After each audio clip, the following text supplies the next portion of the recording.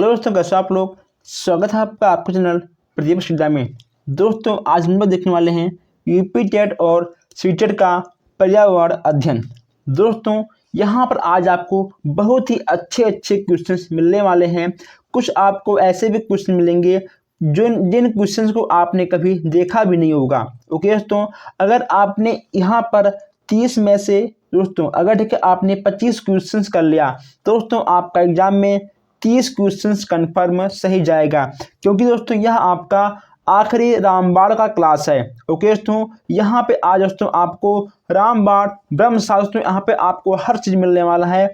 तो मैं आपसे एक ही बात कहूँगा कि अगर आपने अभी तक मेरे चैनल को सब्सक्राइब नहीं किया है तो सब्सक्राइब कर लीजिए, वीडियो को लाइक करिए प्लस शेयर करिए, ताकि हर क्लास आप तक सबसे पहले पहुँचे, आपसे कोई भी क्लास मिस ना हो। दोस्तों तो अब हम यहाँ पर चलते सीधा अपने फर्स्ट क्वेश्चंस की ओर।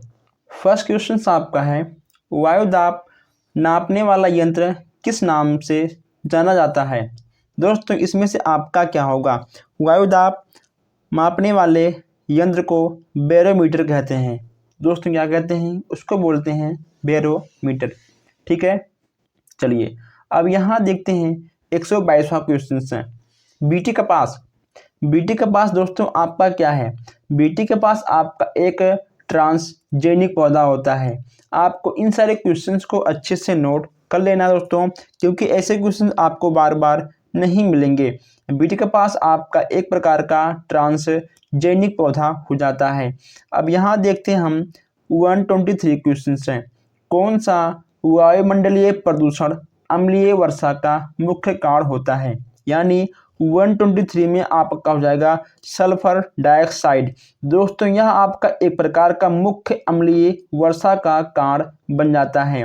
आपका हो जाएगा SO2 यानी आपका सल्फर डाइऑक्साइड। अब हम यहाँ देखते हैं 124 क्वेश्चन हैं।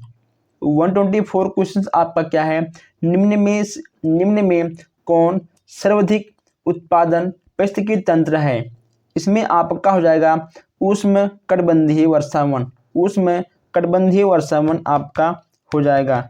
अब दोस्तों आगे बढ़ते हैं। अब यहाँ देखते हैं 125 क्वेश्चन है, यानी आपका 5वां क्वेश्चन। दोस्तों देखिए यहाँ पे आपका 5वां क्वेश्चन है, निम्नलिखित में से कौन सा रसायन आम पकाने में प्रयोग होता है।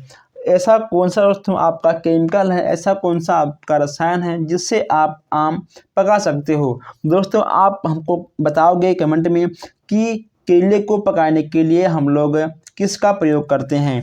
अब यहाँ पे आपका हो जाएगा कैल्शियम कार्बोनेट। दोस्तों कैल्शियम कार्बोनेट आपका ए वाला बिल्कुल सही हो जाएगा। आपने दोस्तों कुछ बीमारियों के बारे में भी सुना होगा। देखिए दोस्तों, कौन सी बीमारी प्रदूषित जल पीने से फैलती है। आपका क्या होगा, एड्स, एनीमिया, टिटनेस या फिर टाइफाइड। इसमें दोस्तों आपका हो जाएगा टाइफाइड। अगर आप दूषित जल पीते हो तो आपको टाइफाइड होने का डर हो जाता है।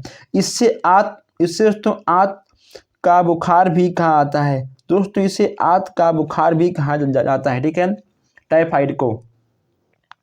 अब यहाँ पे आपका नेक्स्ट क्वेश्चन है, निम्न में से कौन सी ग्रीन हाउस गैस नहीं है। इसमें से आपका कौन सा ग्रीन हाउस गैस नहीं है, ये आपको बताना है। इसमें आपका हो जाएगा carbon dioxide, nitrogen oxide, methane, ozone, जल वाष्प तथा क्लोरोफ्लोरोकार्बन प्रमुख 3 ग्रीन गैस हाउस हैं जो विश्व उष्मायन के लिए उत्तरदायी हैं। दोस्तों इसमें आपको हो जाएगा CO। ठीक है दोस्तों, आपका ये ग्रीन गैस के अंतर्गत नहीं आएगा। ठीक है, चलिए नेक्स्ट आपका है, इनमें से कौन 2 बीजीय पत्री है। दोस्तों 1 बीजीय पत्री और 2 बीजीय पत्री में आपको अंतर जरूर लिखना चाहिए। अब हम यहाँ अगर बात करें कि 2 बीजीय पत्री आपके कौन कौन से हैं। दोस्तों आपके हो जाएंगे सरसों, ठीक है, आपके सरसों, चना दाल और सोयाबीन। अब देखिए दोस्तों इसमें से आपका कौन सा अलग है। इसमें आपका हो जाएगा सरसों। दोस्तों आपका केला, घास, गन्ना ये सब एक बीजीय पत्री में आएंगे, लेकिन दोस्तों आपका 2 बीजीय में आएगा सरसों। ठीक है, क्योंकि आपका सरसों, चना दाल और सोयाबीन ये सब आपके 2 बीजीय पत्री के अंतर्गत आते हैं, यानी आपका डी वाला बिल्कुल सही हो जाएगा। अब यहाँ देखते हैं 129 क्वेश्चन हैं। पौधे में जल का अधिग्रहण करके द्वारा होता है। दोस्तों किसके द्वारा होता है? देखिए यहाँ पे आपका गलत है, किसके द्वारा होता है। ठीक है, पौधों में जल का अधिग्रहण किसके द्वारा होता है ये आपको बताना है। दोस्तों जा से जल और जा से जाइलम, हमने आपको कई बार बताया है। जा से जल और आपका दोस्तों जा से, ठीक है, जाइलम, आपका ए वाला बिल्कुल सही हो जाएगा। अब यहाँ देखते हैं भूकंप की तीव्रता मापने के लिए किसका प्रयोग करते हैं। भूकंप की तीव्रता नापने के लिए हम लोग दोस्तों किसका प्रयोग करते हैं? दोस्तों आपका हो जाएगा सी। दोस्तों आपका सी वाला बिल्कुल सही हो जाएगा। अब दोस्तों आगे बढ़ते हैं। यहाँ पे आपका है वायुमंडल में 99% भाग पर किस 2 गैसों का विस्तार है। दोस्तों ऐसे क्वेश्चंस आपको बार बार टेस्ट में मिलते रहेंगे, क्योंकि ये क्वेश्चंस आपके बार बार आते रहते हैं। 133 की बात करते हैं। 133 में आपका हो जाएगा ऑक्सीजन और नाइट्रोजन।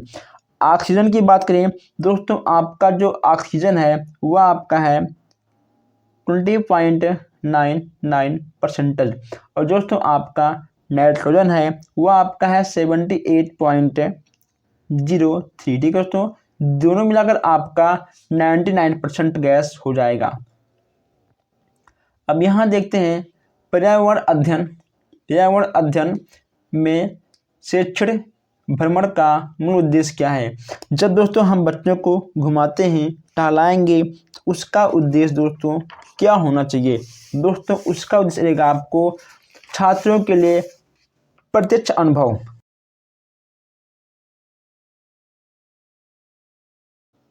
नेक्स्ट आपका है कार्कीय रूप से शुष्क मिट्टी की क्या विशेषता है, इसको कैसे पहचानोगे। दोस्तों आपको पहचानना है कि शुष्क मिट्टी की क्या विशेषता है। 133 की बात करते हैं। दोस्तों मिट्टी में लवण सांद्रता अधिक होती है। ओके दोस्तों आपका सी वाला बिल्कुल सही हो जाएगा। अब यहाँ हम कुछ नदियों के बारे में बात कर लेते हैं। देखिए दोस्तों, कौन सी नदी कश्मीर घाट से बहती है। कौन सी नदी कश्मीर घाट से बहती है, वह आपको हो जाएगा झीलम नदी। दोस्तों आपका ए वाला बिल्कुल सही हो जाएगा। अब यहाँ देखते हैं 135 चरने वाले पशु वनस्पति को कैसे बदलते हैं। दोस्तों जो हमारे गाय भैंस हैं, ठीक है दोस्तों, जो हमारे अन्य जंतु हैं जो चरते हैं दोस्तों, वो कैसे चेंज करते हैं। दोस्तों आपका हो जाएगा यहाँ पर चुनकर।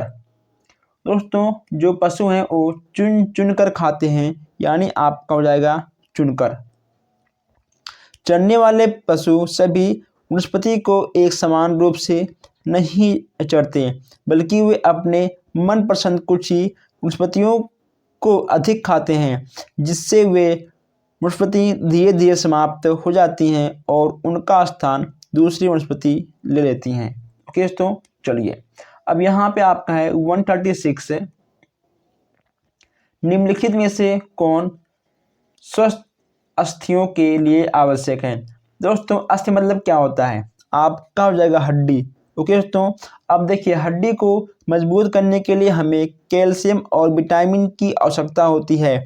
दोस्तों इसमें आपका हो जाएगा कैल्शियम और vitamin D, D for D. Okay दोस्तों, आपका हो जाएगा कैल्शियम और विटामिन। दोस्तों यहाँ पे आपको डी दिखा है, ठीक है। चलिए, कैल्शियम और विटामिन डी की बहुत ही आवश्यकता होती है हमारे अस्थियों के लिए।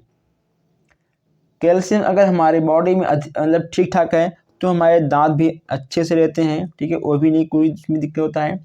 अब यहाँ पर देखते हैं नेक्स्ट क्वेश्चन से, भारत में हिमालय की सबसे ऊंची चोटी का नाम क्या है। इसमें आपका हो जाएगा माउंटेन K2, तो माउंट K2। ओके दोस्तों, अगर बात की इसकी ऊंचाई की 8611 मीटर, ठीक है दोस्तों, इतना है। आगे बढ़ते हैं हम लोग। नेक्स्ट आपका है पारिस्थितिकी मंडल वह पर्यावरण है जिसमें वायु, जल एवं पृथ्वी सहित जीवधारी निवास करते हैं तथा पर्यावरण के साथ प्रतिक्रिया करते हैं। यह कथन किसने दिया है? 138 की बात करते हैं। ये हो जाएंगे आपके दासमैन। दोस्तों आपके हो जाएंगे दासमैन जी, यानी आपका 138 का सी वाला बिल्कुल सही हो जाएगा। अब यहाँ देखते हैं वायुमंडल की सबसे निचली परत का क्या नाम है? 139 की बात करते हैं। दोस्तों आपका हो जाएगा इसमें क्षोभ मंडल। क्षोभ मंडल आपका बिल्कुल सही हो जाएगा। नेक्स्ट आपका है विटामिन सी की कमी से कौन सी बीमारी होती है? दोस्तों विटामिन सी की कमी अगर आपको होगी तो आपको स्कर्वी हो जाएगा। दोस्तों यानी आपका ए वाला बिल्कुल सही हो जाएगा। अब यहाँ बात करते हैं 141 की। भारत की प्रथम महिला आईपीएस अफसर कौन सी है? दोस्तों कौन थी प्रथम आईपीएस अफसर? आपकी कौन थी? आपको पता है कि आपकी थी किरण बेदी। दोस्तों ये कहाँ की थी? ये पंजाब की थी। ओके दोस्तों ये पंजाब की थी प्रथम महिला आईपीएस ऑफिसर। असम का प्रसिद्ध दोस्तों असम का प्रसिद्ध एक सींग वाले गैंडे वाला वन जीव अभयारण्य कहाँ का है? यह हो जाएगा आपका काजीरंगा। दोस्तों काजीरंगा आपका बिल्कुल सही हो जाएगा। अब यहाँ हम आगे बढ़ते हैं और देखते हैं कुछ नए क्वेश्चंस हैं। दोस्तों हम लोगों ने यहाँ पर बहुत सारे क्वेश्चन देख चुके हैं, लेकिन अभी तक आप लोगों ने वीडियो को लाइक नहीं किया है और ना आपने शेयर किया है। आपके एक लाइक से कुछ नहीं होता, बस हमें केवल थोड़ा सा मोटिवेशन मिलता है ताकि हम आपके लिए ऐसे अच्छे अच्छे क्लास लेके आते रहें। अब यहाँ देखते हैं निम्न में से कौन सा अग्निय चट्टान का उदाहरण है, यानी 143 की 143 की बात करते हैं। आपके जाएंगे बेसाल्ट। दोस्तों आपका बेसाल्ट सबसे अच्छा एग्जाम्पल है। दोस्तों यहाँ हम देखते हैं कि पृथ्वी के वातावरण की किस सतह में ओजोन परत पाई जाती है, यानी 144 की बात करते हैं। दोस्तों इसमें आपका हो जाएगा स्ट्रेटोस्फियर। दोस्तों स्ट्रेटोस्फियर आपका बी वाला बिल्कुल सही हो जाएगा। दोस्तों इसको हम लोग समताप मंडल भी कहते हैं। दोस्तों क्या कहते हैं? इसको हम लोग समताप मंडल भी कहते हैं। आप इसको हिंदी में भी लिख सकते हो समताप मंडल। अब यहाँ देखिए पृथ्वी के धरातल पर सर्वाधिक विस्तृत शैल दोस्तों आपकी कौन सी हैं?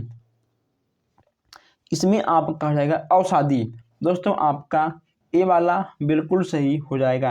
अब यहाँ देखते हैं भूकंप की तीव्रता को मापने वाला यंत्र कौन सा है? भूकंप की तीव्रता की बात करें आपका हो जाएगा सिस्मोग्राफ। सिस्मोग्राफ से ही हम अपने भूकंप की तीव्रता को मापते हैं। दक्षिणी गोलार्ध का सबसे लंबा दिन किस दिन होता है? दक्षिणी गोलार्ध का सबसे लंबा दिन दोस्तों किस दिन होता है ये आपको बताना है। आपका हो जाएगा 22 दिसंबर को, यानी आपका डी वाला बिल्कुल सही हो जाएगा। 148 देखते हैं निम्नलिखित में से कौन सी ठंडी समुद्री जलधारा है?